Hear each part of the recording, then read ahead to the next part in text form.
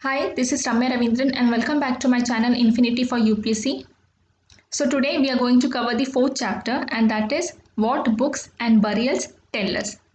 In this chapter we are going to have a look at the Vedic period, which began about 3500 years ago. That means 1500 BC onwards. Then we are also going to have a look at megalithic culture, which began about 3000 years ago, that is 1000 BC onwards. Then we'll be reading about a village called as Inamgaon, which was occupied between 3600 and 2700 years ago. That is 1600 BC to 700 BC. As mentioned in this slide, Vedas are one of the oldest books in the world. So let us see more about the Vedas. There are four Vedas: Rig Veda, Sam Veda, Yajur Veda, and Atharva Veda. Among these four Vedas, the oldest one is the Rig Veda. This was composed about 3500 years ago. Now, for the sake of your exam, you can remember this figure, but at the end of this chapter, I am going to give you the details about the Vedic era, so please go through those details. Rig Veda includes more than 1000 hymns called Sukta or well said. Now, this is important. Sukta is hymns. These kind of questions are usually asked in your UPSC exam. So, Sukta means hymn. These hymns are in praise of various gods and goddesses, and there are three important gods, that is Agni, Indra, and Som. Agni is the fire god, Indra the warrior god, and Soma, this is a plant from which a special drink was prepared. So these three gods are more important because more number of times they have been mentioned in these hymns. And that is how they came to this conclusion that these three gods were more important: Agni, Indra, and Som. These were composed by sages. Priests taught students to recite and memorize each syllable, word, and sentence bit by bit with great care. Now, this is very important because this is the reason why everybody was not allowed to study Vedas. You should understand one fact, that Sanskrit is not just a language of communication. In fact, it is considered as a language of spirituality. And that is the reason everybody was not allowed to study this. It is not because some people were denied the right of spirituality. It was because more than the meaning of the word, the rhythm and the tone of each word was very important, because it was the rhythm and the tone which generated some sort of frequency. And they believed that it was this frequency which will help in their physical, mental, and spiritual well-being. And if these were not recited in a correct manner, that is, if the rhythm was not followed correctly, then it will lead to some ill effects on your physical, mental, and in your spiritual well-being. So that is the reason everybody was not allowed to study Vedas. Only those students who were capable of remembering these thousands of hymns in the correct tone and rhythm, only they were allowed to study the Vedas, because everybody could not remember these many hymns. And that is the reason only selected few were taught the Vedas. Most of the hymns were composed by men, but few were composed by women as well. So this is very important for your prelims. Even women had composed hymns. Rig Veda is in old or Vedic Sanskrit, and this is different from the present day Sanskrit. So what all are important here? Rig Veda time period 3500 years ago. It contains thousands of hymns, and three important gods are Agni, Indra, and Soma. Even women had composed some of the hymns. Now this slide is very important. Here the language and the family which they belong to are given. So Sanskrit, this is part of Indo-European family. Now apart from Sanskrit, there are few other languages which belong to this category, that is Indo-European language. Assamese, Gujarati, Hindi, Kashmiri, Sindhi, Persian, English, French, German, Greek, Italian, and Spanish. So all these belong to the same family, and that is Indo-European family. So if the statement says that Sanskrit and French belong to the same family of language, do not think that it is a wrong statement, it is a correct statement. They indeed belong to the same family. So Sanskrit, Assamese, Gujarati, Hindi, Kashmiri, Sindhi, Persian, English, French, German, Greek, Italian, and Spanish, all these belong to Indo-European language. By heart it now itself. Now the reason why we call these languages belonging to one single family is because of the origin of the words. Example, Matra in Sanskrit, Ma in Hindi, and mother in English. All these words have got the same origin, and all these mean mother. And that is the reason they are classified as same family. Now the other languages that are spoken in Indian subcontinent, they belong to different families. Example, the languages which are spoken in Northeast, they belong to Tibeto-Burman family. So Northeast, Tibeto-Burman family. Then the languages spoken in the South, that is Tamil, Telugu, Kannada and Malayalam, these belong to Dravidian family.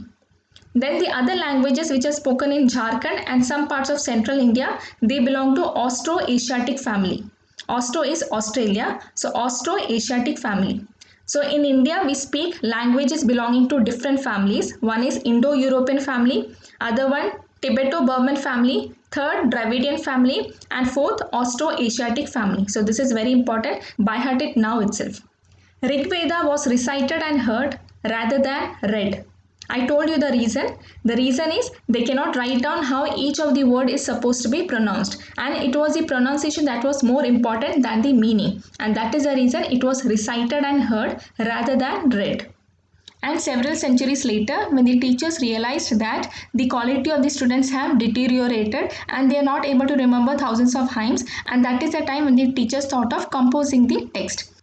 So the text was composed several centuries later and it was printed less than 200 years ago. Some of the hymns in Rig Veda are in the form of dialogues. So remember this too. Some hymns are in the form of dialogues.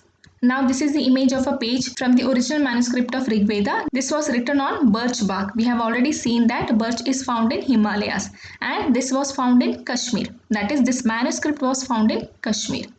Example of hymn in the form of a dialogue. We have already seen that hymns could be in the form of dialogues as well. So this is a dialogue between sage Vishwamitra and two rivers, that is Beas and Satluj. So these rivers, they were worshipped as goddesses. This entire conversation is not important. I'll just read out what all are important.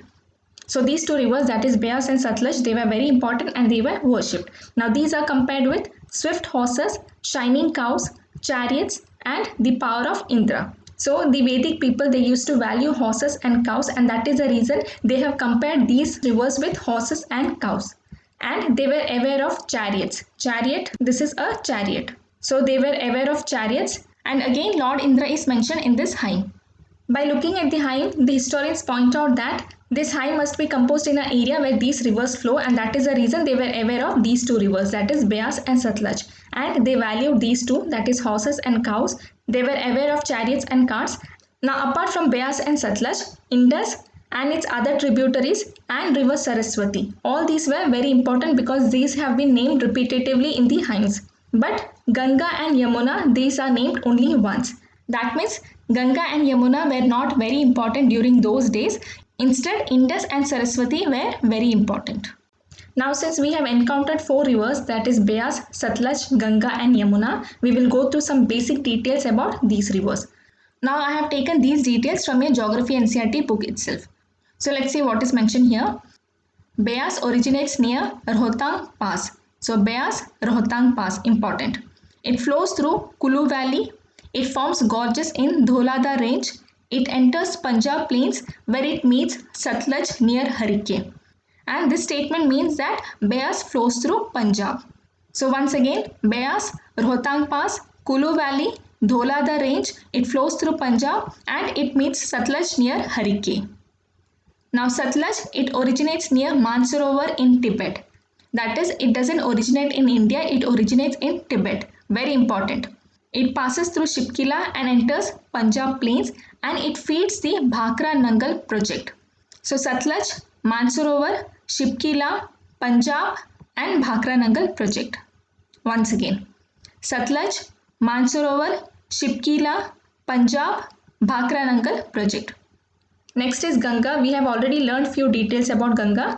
So it has got a length of 2525 kilometer. This is very important. 2525 kilometer. At least remember this much, 2500. Ganga flows through Uttarakhand, Uttar Pradesh, Bihar and West Bengal. This is in the order of its flow. That is, it enters Uttarakhand first, then Uttar Pradesh, Bihar and then West Bengal. And the maximum area is drained in Uttar Pradesh. First is Uttar Pradesh, then West Bengal, then Bihar and then Uttarakhand. So this is also very important. Which area is drained the most by the river Ganga? And the answer is Uttar Pradesh. The order is Uttar Pradesh, West Bengal, Bihar, Uttarakhand. Ganga basin covers about 8.6 lakh square kilometer in India alone. That is, this much area is drained by Ganga in India. Ganga river system is the largest in India and it has got perennial and non-perennial rivers. I have told you that Ganga has got right bank tributaries and left bank tributaries. And right bank tributaries, they originate from the peninsular region and that is the reason they are non-perennial. And the left bank tributaries, they originate from the glaciers and that is the reason they are perennial.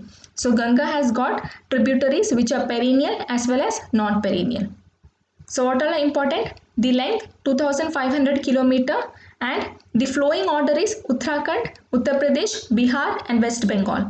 And the maximum area drained, the order is Uttar Pradesh, West Bengal, Bihar and Uttarakhand. Entire basin area is 8.6 lakh square kilometer and this river system is the largest in India. Now coming to Yamuna, it is the westernmost and the longest tributary of Ganga. It has its source in Yamunotri Glacier which is in Bandar Poonch range. It joins Ganga at Prayag in Allahabad. Its right bank tributaries are Chambal, Sindh, Betwa and Kane and left bank tributaries are Hindon, Rindh, Sengar and Varuna. So this is very important, right bank and left bank tributaries. Now a tributary of Ganga is indirectly a tributary of Ganga as well. So Chambal, Sindh, Betwa and Kane, these are direct tributaries of Yamuna and indirect tributaries of Ganga. So once again, Yamuna, westernmost and longest tributary, Bandar Poonch range, joins Ganga at Prayag. Right bank tributaries are Chambal, Sindh, Betwa, Kane. Left bank are Hindon, Rindh, Sengar and Varuna.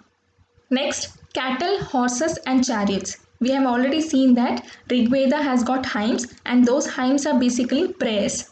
They prayed for cattle, children, especially sons and horses. So that means cattle, sons and horses were very important for those people. Cattle was important because this was considered as a resource. This was an important resource for those people. Horse was important to fight battles. They were using chariots and these horses were tied to the chariot and they used to fight battle in the battleground. So that means horses were important. Now these battles that they were fighting, those were fought for land, for water and to capture people. So land, water and to capture people. Now when you see land, do not think that they were accumulating material possessions. They were not accumulating material possessions. During Vedic era, material possession was not at all important. Land was important for them because they wanted pasture for their cattle. Cattle was important for them. So land was important for the sake of cattle. Now one more term is given to you and that is hardy crops. So what does hardy crops mean?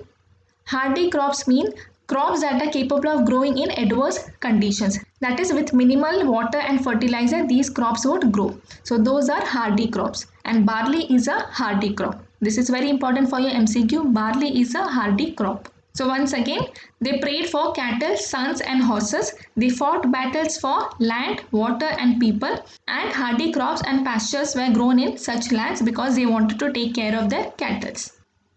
As I've told you that these people did not believe in material possession, so they distributed the wealth that they got after fighting the battle or after winning the battle. So they shared the wealth with the leaders, the priests and amongst the general people, and some of the wealth was used for the performance of sacrifices, that is yajnas. These were meant for gods and goddesses. And in these sacrifices, they offered ghee, grain and in some cases animals too. See, this is not true because there was no kind of violence in the Vedic era. All these things started happening in the later Vedic period. Okay, but many of the authors, they are writing the characteristics of later Vedic period as the characteristics of the Vedic period. Please wait for the last slide. Therein I will be giving you all the characteristics of the Rigvedic period. Now the battles which they were fighting, in those battles, most of the men took part. There was no regular army. Very important for your MCQ. Such questions are frequently asked. No regular army was maintained by the Rigvedic people. But there were assemblies where people met and discussed matters and they chose leaders on the basis of the skill. That is, it was not chosen on the basis of the birth, it was chosen on the basis of the skill. So there was a democratic way of choosing the leaders. So once again, material possession was not important. It was distributed amongst everybody and sacrifices were made, and in the battle most of the men took part. There was no regular army, there were assemblies and leaders were chosen on the basis of the skill. That is, there was a democratic way of electing the leader. Words to describe people. So there were several ways of describing people. It was on the basis of the work they do, the language they speak, the place they belong to, their family, their community, their cultural practices. So all these were ways of describing people. But there are two important words which are given in the Rigvedic book, and that is priest and rajas. So Brahmins are the ones who performed the rituals and rajas are the ones who led the group. Now these rajas, they were very different from the later period rajas. I have told you this entire period they did not believe in material possession. So even these rajas were like that. So they did not have capital cities or palaces or armies.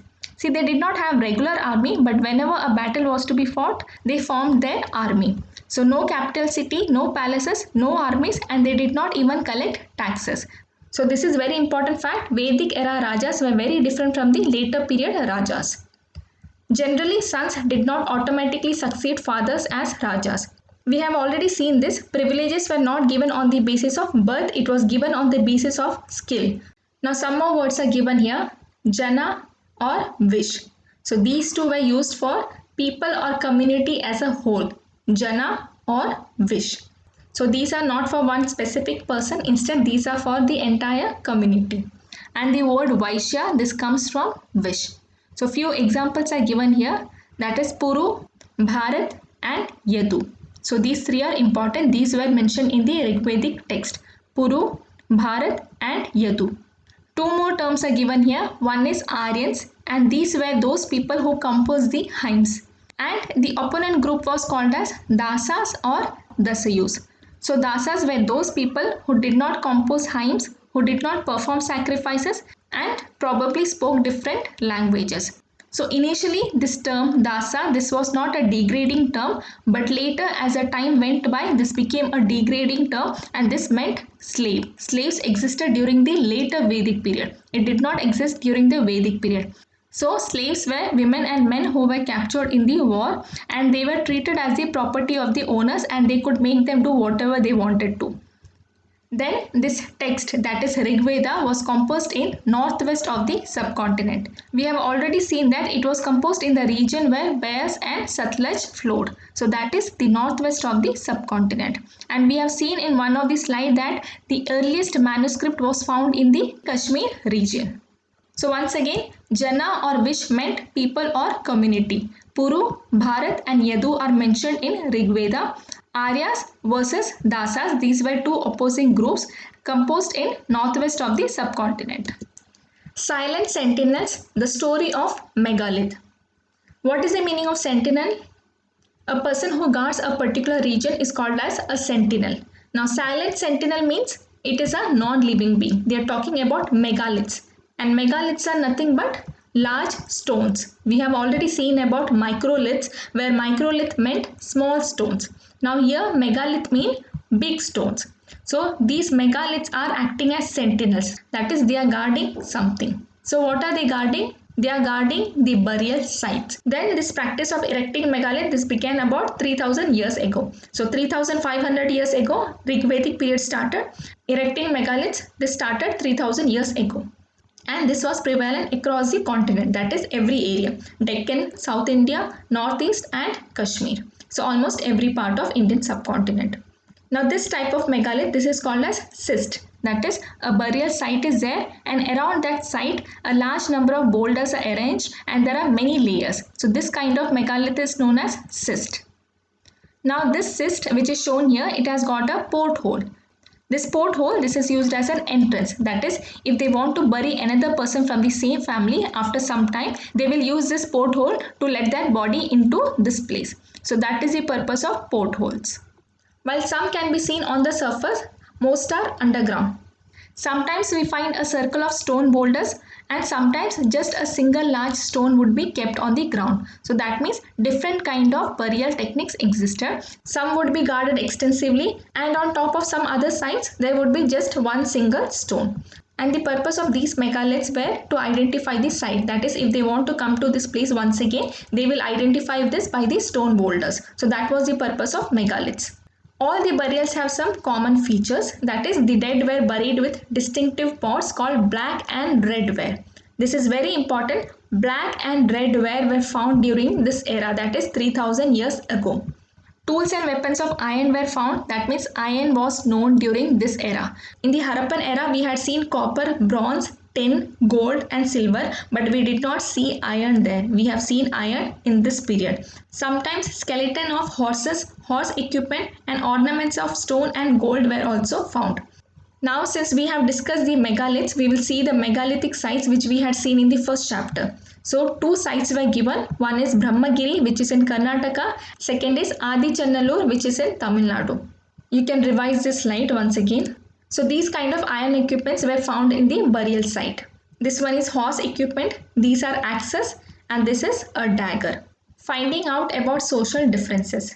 We have already seen in the last slide that on top of some burial sites we had just one stone, and on top of some burial sites we had large number of stones arranged in a circular fashion. So that itself suggests that the class system existed. Now apart from that, you can identify the social differences on the basis of the objects that were found in the grave.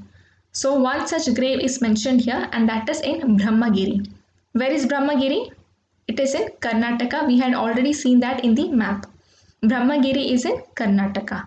So in Brahmagiri, one skeleton was buried with 33 gold beads, 2 stone beads, copper bangles and 1 conch shell.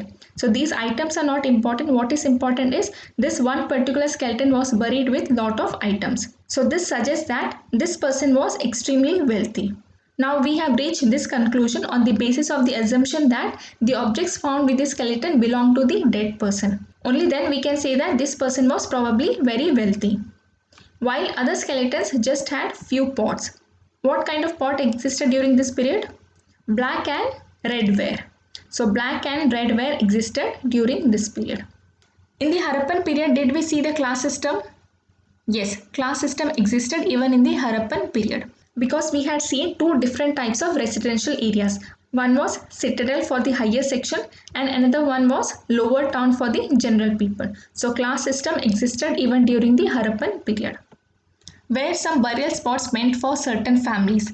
We have already seen that in one kind of a megalith which was known as cist, there was a porthole. The purpose of porthole was to bring in dead bodies through that hole so that people belonging to one family is buried in one specific location. So these indicate that people belonging to the same family were buried in the same place.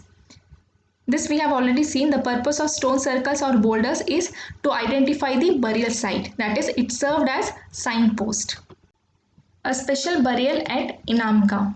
Where is Inamgaon? It is in Maharashtra. Inamgaon, this is in Maharashtra.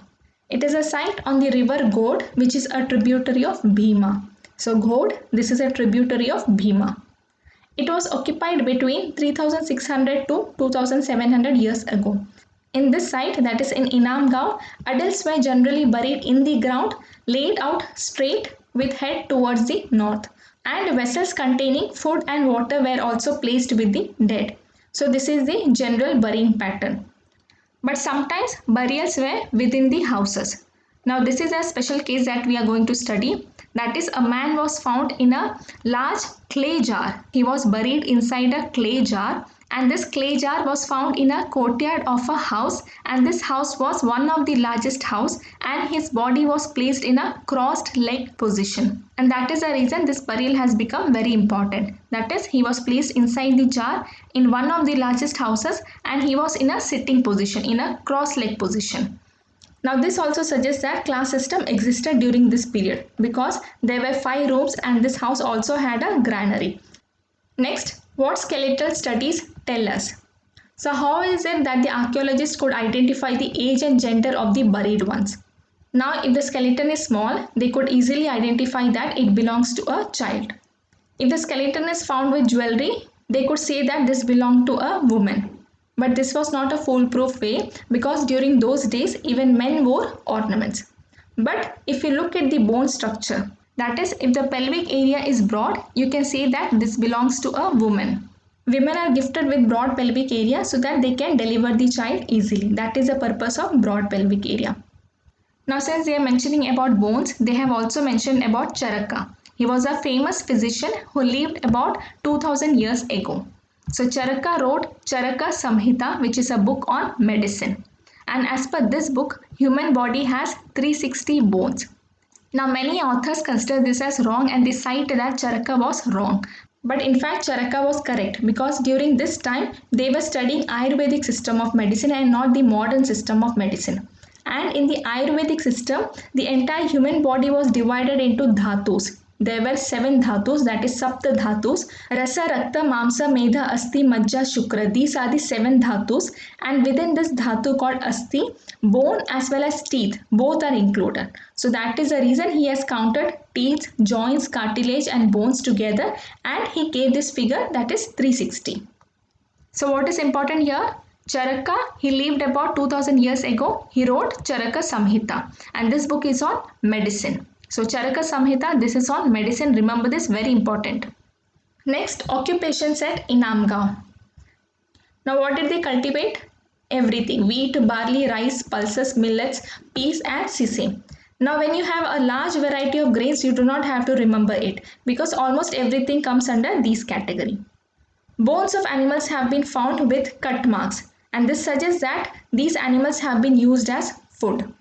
Again, a large variety of animals are given here, so you don't have to remember these things. I'll just read out once. Cattle, buffalo, goat, sheep, dog, horses, ass, pig, sambar, spotted deer, black buck, antelope, hare, mongoose, birds, crocodile, turtle, crab and fish. So all these were hunted and used as food. And what did they collect? They collected fruits such as ber, amla, jamun, dates and a variety of berries. So just remember that they collected berries. Next, elsewhere, China. So 3500 years ago, when we were going through the Vedic era, what was happening in China? China, during this period, we find some of the first evidence of writing, but instead of writing on bark, they wrote on animal bones.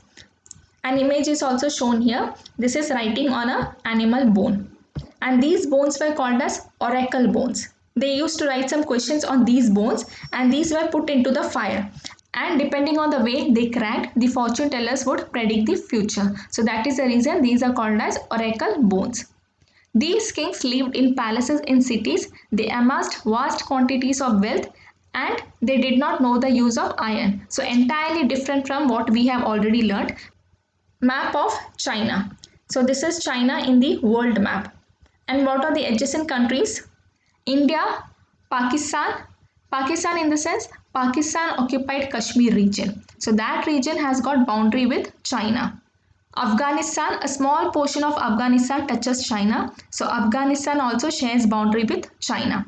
Tajikistan, Kyrgyzstan, Kazakhstan, Mongolia, Russia, North Korea, Vietnam, Laos, Myanmar, Bhutan and Nepal.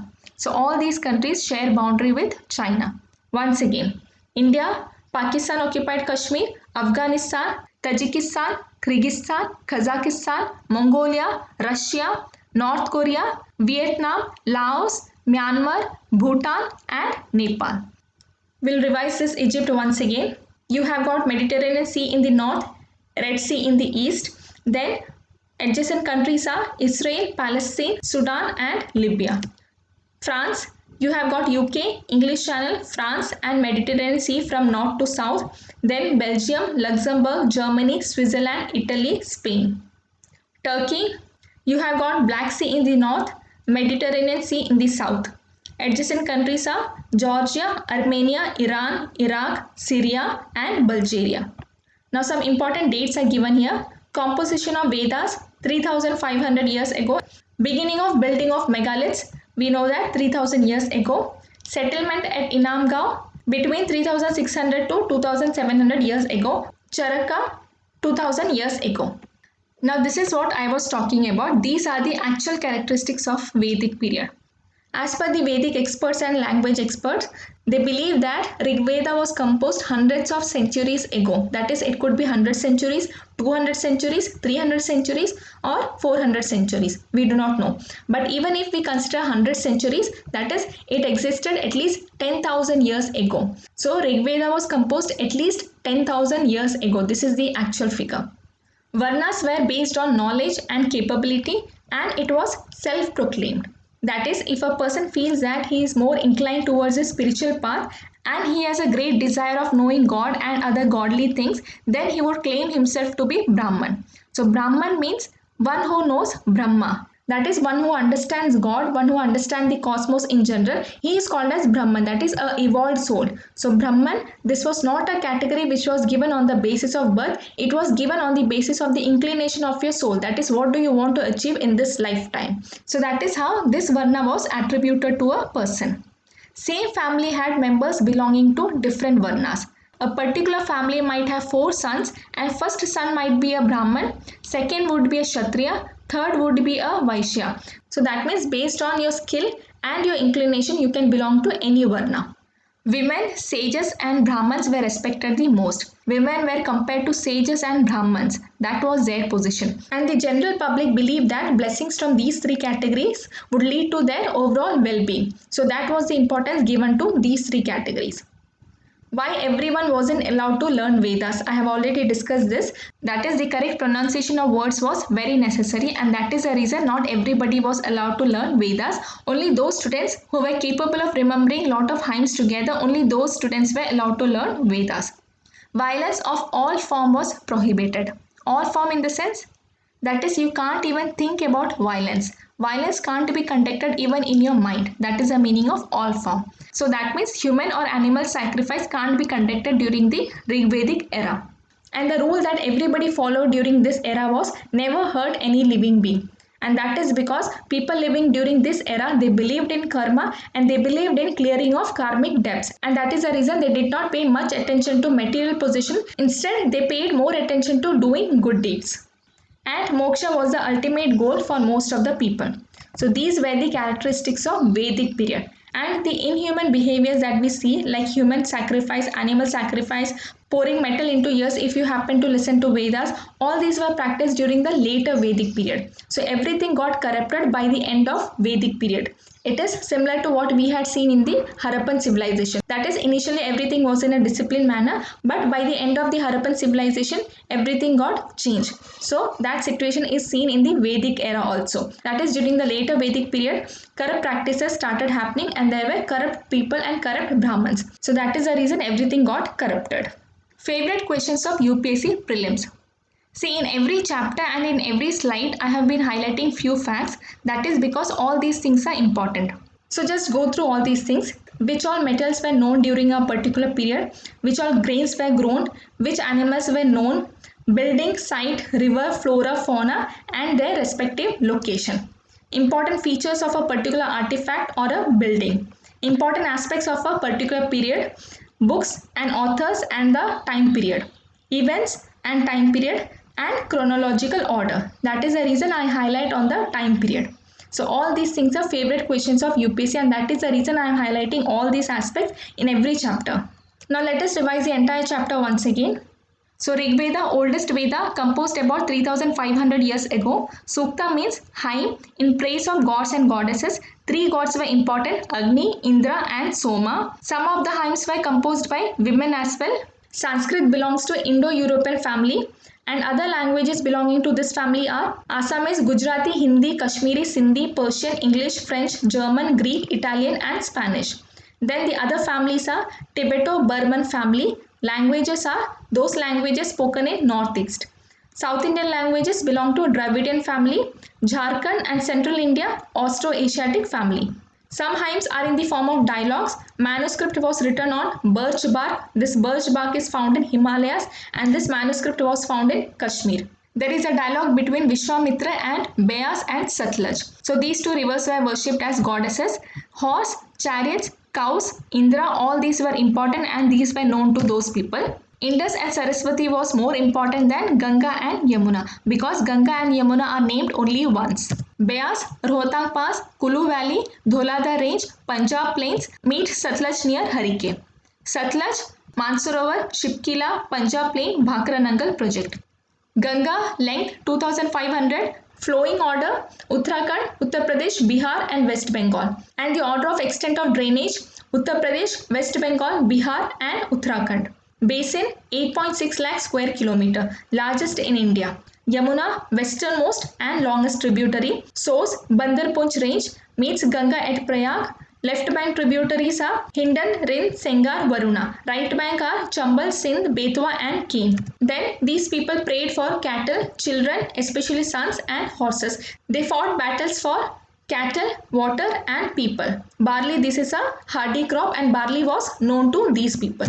Wealth was not accumulated, instead wealth was distributed among everybody. They chose leaders on the basis of skill and it was not on the basis of birth. They did not maintain regular army, that is no regular army, and whenever there was war or battle, most men took part in the battles. Brahman and Rajas are mentioned, but these Rajas were different. They did not have capital cities, they did not have palaces, they did not have regular armies and they did not collect taxes. And sons did not automatically succeed. That is, it was not a birthright of a person to become Raja, it was only on the basis of skill. Then Vish and Jana, these are the words to describe people or community as a whole. Puru, Bharat and Yadu are mentioned in Rig Veda. Then Aryas and Dasas are mentioned. Initially Dasas did not mean slaves, it only meant that these people did not perform sacrifices or these people have not composed hymns and these people spoke a different language. But later Dasas meant slave. People who were captured in war, they were treated as slaves. Rig Veda, this was composed in northwest of subcontinent, that is where Beas and Satluj flowed. Silent sentinels, that is megaliths. This existed about 3000 years ago in Deccan, South India, Northeast and Kashmir. Some large cysts had a system called as porthole which was used as an entrance. Some megaliths were on the surface, some were underground. Some had one full circle of stone boulders, some had one single large stone. Common features seen in all burials are pots called black and red ware, tools and weapons of iron, skeletons of horses, horse equipment and ornaments of stone and gold. Two megalithic sites, one is Brahmagiri in Karnataka, second Adichanallur in Tamil Nadu. Social differences existed and this was found on the basis of the burial. And one important site is Brahmagiri where we have found one skeleton with lot of items. Social difference existed even during the Harappan age. Then certain large megaliths were reserved for people belonging to the same family. Then another important special burial was seen at Inamgaon where a person was seated in a cross-leg position and inside a clay jar. Then here we learn about a physician called as Charaka who has written a book on medicine called as Charaka Samhita and according to him there are 360 bones in a human body. Then in Inamgaon we see that almost all kind of grains were grown and almost all kind of animals were used as food. Different berries were consumed by these people. Then in China we see that their writings were on the bone and the kings in China were entirely different from the kings in India. So they had huge palaces, they accumulated wealth and they were not aware of iron. Then the adjacent countries of China are India, Pakistan occupied Kashmir, a small portion of Afghanistan, Tajikistan, Kyrgyzstan, Kazakhstan, Mongolia, Russia, North Korea, Vietnam, Laos, Myanmar, Bhutan and Nepal. Then we saw Egypt, Mediterranean Sea, Red Sea, Israel, Palestine, Sudan, Libya. France, UK, English Channel, France, Mediterranean Sea, Belgium, Luxembourg, Germany, Switzerland, Italy, Spain. Turkey, Black Sea, Turkey and Mediterranean Sea. Countries, Georgia, Armenia, Iran, Iraq, Syria and Bulgaria. Then important dates, composition of Vedas 3500 years ago, Megalith 3000 years ago, Inamgaon 3600 to 2700 years ago and Charaka 2000 years ago. This order is important, this is important for your chronological question. Then these are the true characteristics of Vedic period. So that's all for this chapter. Please like, share and subscribe this channel and I'll be back with the next video very soon. Thank you so much.